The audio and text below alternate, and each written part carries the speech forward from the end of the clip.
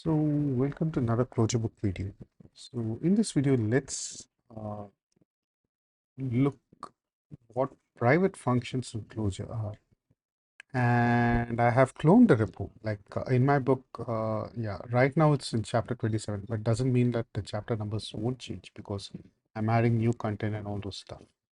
So, you can clone this project. Okay, so from here, so that'll be the easy part. Or you can generate a new project using Lean or Leningine, right? So Lean, you maybe give a project name called private functions or something like that, right? And okay, so this is the entire project over here. So let's dive into the source directory. So right.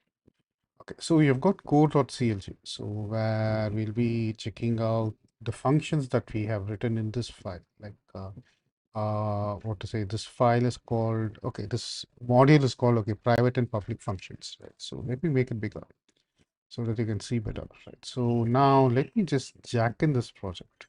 Okay, so um right.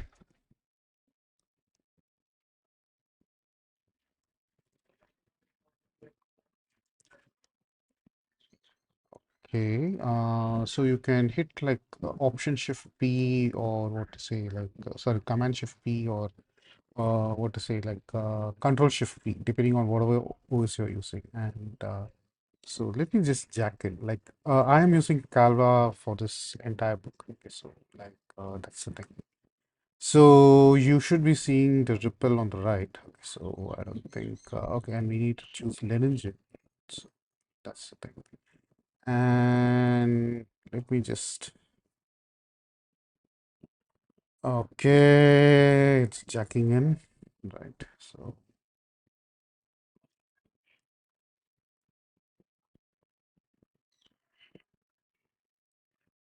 I don't know why. Maybe due to demo, this is taking a lot of time. So, okay, right. Does it take so long? Okay, yeah, maybe my okay, I'm just using a MacBook. So Macs are really slow these days. So they might say like they're having super processors and all those stuff, but no, I don't think so, right? So that's the thing. Okay, so let me just open this thing called private public functions. So in this you have a public function. So let's load into the memory. So okay, so okay, so what I'll just do is like I'll just keep over here and hit Option or Alt Enter depending on the OS, right? So that's the thing. So yeah, the public function should work, right? So public and then function, it works over here, right? So how to call this in core CLJ? Okay, so in core CLJ, right? So what we have done is like okay, like let's put it over here to the left. Okay, so we have, of course, its own namespace, and over here we are just requiring this module like private and public functions as F, right? So as F, yeah. Maybe F is not a very good name, but yeah, like that's okay, I just think for tutorial or something like that. Okay, so yeah. I am from Ruby background, so rather than just giving something like F or something like that, like we just like to give something readable. But in Clojure community, I don't see that. Like I just see just one letter variables and all those stuff, and one letter declaration and all those stuff, which I feel strange. But yeah, the Clojure community is okay with it. Okay, so okay, yeah. So I'll just put like okay, like to say like option enter. So if it gives nil, yeah, I think things are okay. So and now I'll just execute this line for okay, like f slash public function, right? So and it just says public function. So it just sees which is this one. Okay, private and public function. And it just goes over here and pulls this out and executes it. Okay, so that's the thing. And now I just have a private function. So how do you define a thing as private function? So for a function you use defin, right? For a private function you use defin minus. Okay, so just notice this minus sign over here. So that's how it is. So over here there is a private function. So I just loaded it. Okay, so now let's try to call it, but of course, like from the comment you should be knowing like this won't work. Okay, so And okay, yeah, let me just load it again, right? So, okay, and then I'm just loading this one again, this require and everything, so that it is required. Okay, so, and even if I just call it no, it's giving an error, right? So, that's because this has been declared as a sorry, private function. So you can't call private functions. So why do you need private functions, right? So uh, let's say like you're just coding a complex module, okay? So and maybe you just want to break down, okay, complex function that is public, and maybe you just want to break down the code into smaller and manageable functions, okay? So and but you don't want to expose that small and manageable functions to other modules in your code, so then you can use private functions. Okay, so but then how to access private functions? Yeah, like so you have a public function called access private function, right? That calls this private function, right? So that's the thing. And in core.clg, okay, like let me just load it on once again, right? And now you can just access this private function. Okay, so this calls accepts private function.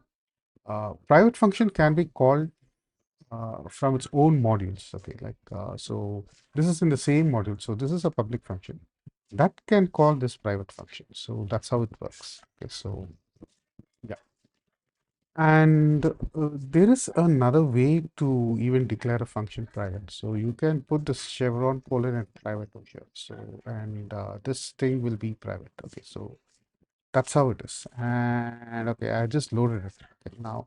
And this one, this access another private function. Yeah, like this accesses this one, like another private function. So this is called access another private function. So this I can just call in core.clg. So not a problem. And so yeah, this is how it works. And you also need to know to test, right? Just because a function is private, it doesn't mean that you can skip testing. If you skip testing, your project is doomed, right? So okay, so this is a test file. So I've just put it over here in tests and private functions. That is my project name. And the test file name is private and public functions test.clj. But I'm just only testing one private function. I think for tutorial, that's enough. Okay, so yeah. And let me just load this so that you just have this private and public functions loaded as F over here. Okay, so and now yeah, of course, I'm just giving a def test and giving a name for it as private function test. And of course, I'm testing a private function. That's what I'm just saying over here, right? And now what I'm just doing is I am using this weird operator like hash and what to say what to say, a single quote. And now over here, I'm just calling this, I'm just, what to say, accessing this private function and I'm putting it into a variable called function. And over here, I'm just checking whether the function returns a private function string. So let me just run this code, right? So first, let me just run this, right? So yeah, and then let me just run this code, right? And okay, yeah, this doesn't happen. Yeah, for this, you need to do this lean test. Okay, sorry. Yeah.